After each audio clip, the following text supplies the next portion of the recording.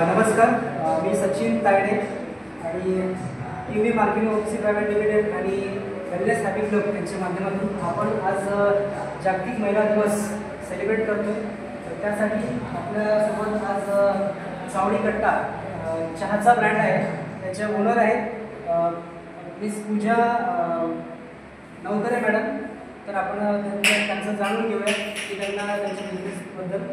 तर वेलकम आहे मॅडम. पूजा मॅडम तुमचं वेलकम आहे. तर तुमचं सुरुवातीला प्रथम तुमचा परिचय द्या, तुमचं नाव आणि काय करता. मी पूजा शेखर नवकरे.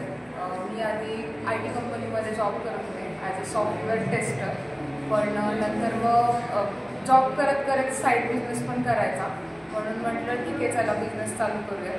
आणि बिझनेसची सुरुवात आम्ही मराठी ब्रँड काढायचा असं ठरवून सावळी कट्टा नावाने चालू केली. सावळी कट्टा नावाचा आम्ही चहा आणि कॅफे काढलं. इकडं आपल्या सामान्य माणसांना आणि मराठी माणसांना आपुलकी वाटली पाहिजे आणि गावचा फील आला पाहिजे, म्हणून आम्ही सावळी कट्टा नाव दिलं. आणि सावळी कट्टा हा ब्रँड असा आहे की तिथं आपल्या गावाकडच्या आलेल्या मुलांना, पुण्याकडे आलेल्या मुलांना आपुलकी तर देतच आणि प्रेमाचा एक चहाची चव पण प्रेमाची देतात.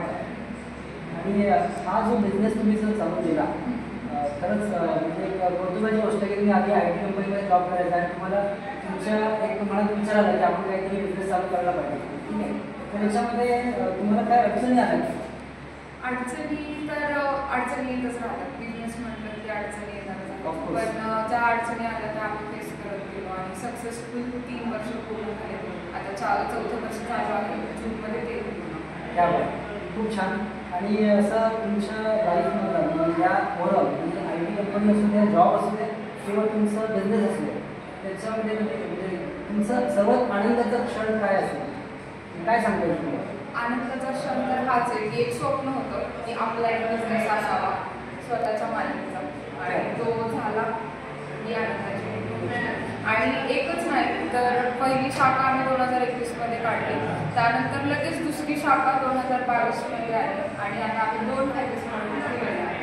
टोटल 4 शाखा ही आनंदाची गोष्ट. खूप छान, खूप छान.